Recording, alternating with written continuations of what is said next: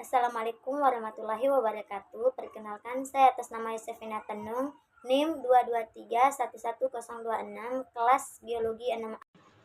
Pada kesempatan ini saya akan membahas materi bukti DNA sebagai bahan genetik. Percobaan ini dilakukan oleh Hershey dan Case pada tahun 1952, membuktikan bahwa DNA adalah materi genetik dengan menggunakan penanda isotop 32P yang memberi label DNA. Mereka menginfeksi bakteri dan bakteri tersebut mereplikasi 32P sebagai materi genetik yang menunjukkan bahwa DNA adalah materi genetik.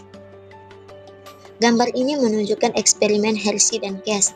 Eksperimen 1 menguji protein. Langkah pertama, protein selubung bakteriofag diberi label dengan isotop radioaktif sulfur 35S. Sulfur dipilih karena merupakan komponen utama protein, tetapi tidak ada pada DNA. Langkah kedua, bakteriofag yang diberi label 35S menginfeksi bakteri. Langkah ketiga, setelah infeksi, campuran dipisahkan menggunakan sentrifugasi. Langkah keempat, radioaktif 35S ditemukan pada supernatan, bukan pada plat atau bakteri. Ini menunjukkan bahwa protein virus tidak memasuki bakteri. Eksperimen 2 menguji DNA. Langkah 1, DNA bakteriofag diberi label dengan isotop radioaktif fosfor 32P.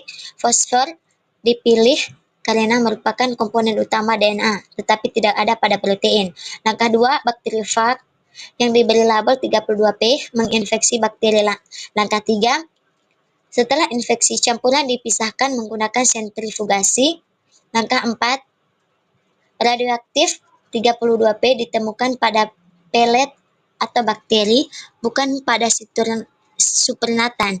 Ini menunjukkan bahwa DNA virus memasuki bakteri. Jadi, kesimpulan keseluruhan kedua eksperimen secara bersama-sama membuktikan bahwa DNA dan bukan protein merupakan materi genetik yang ditransfer dari virus ke bakteri selama infeksi, mendukung DNA sebagai pembawa informasi genetik. DNA pertama kali diisolasi dari sel darah putih oleh Friedrich Mischke yang menyebutnya nuklein karena diisolasi dari nuklei. Percobaan selanjutnya oleh Hershey dan Case menggunakan bakteriofag membuktikan bahwa DNA adalah materi genetik. Mereka melakukan ini dengan menggunakan bakteriofag. Mereka menggunakan 2 bakteriofag, satu sampel diproduksi dengan adanya 35S yang melabeli lapisan protein bakteriofag, dan sampel lainnya diproduksi dengan adanya 32P yang melabeli DNA bakteriofag. Ketika bakteriofag menyuntikkan materi genetiknya ke dalam bakteri inang, Hershey dan Case menemukan bahwa hanya 32P yang memasuki sel bakteri, yang menunjukkan bahwa DNA, bukan protein, adalah materi genetik. Gambar ini merupakan ilustrasi percobaan Hershey dan Case yang bertujuan untuk membuktikan DNA sebagai materi genetik. Pada percobaan ini menggunakan bakteriofag atau virus yang menginfeksi bakteri yang telah diberi label radioaktif. Ada 2 kelompok bakteriofag. Kelompok 1 DNA-nya diberi label dengan fosfor radioaktif 32P. Fosfor merupakan komponen utama DNA tetapi tidak ada pada protein. Kelompok 2, protein selubungnya diberi label dengan sulfur radioaktif 35S.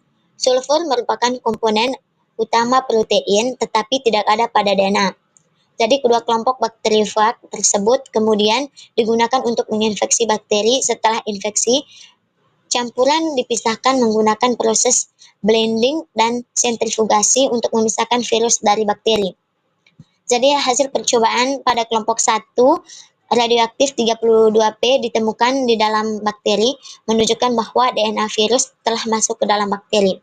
Pada kelompok 2, radioaktif 35S ditemukan di luar bakteri, menunjukkan bahwa protein virus tidak masuk ke dalam bakteri. Jadi, hasil percobaan menunjukkan bahwa hasil DNA virus yang masuk ke dalam bakteri dan berperan dalam proses infeksi dan replikasi, ini membuktikan bahwa DNA, bukan protein, merupakan materi genetik. Protein hanya berfungsi sebagai selubung pelindungan virus. Hanya DNA yang membawa informasi genetik yang diwariskan dan digunakan untuk sintesis protein baru dalam sel. bakteri yang terinfeksi.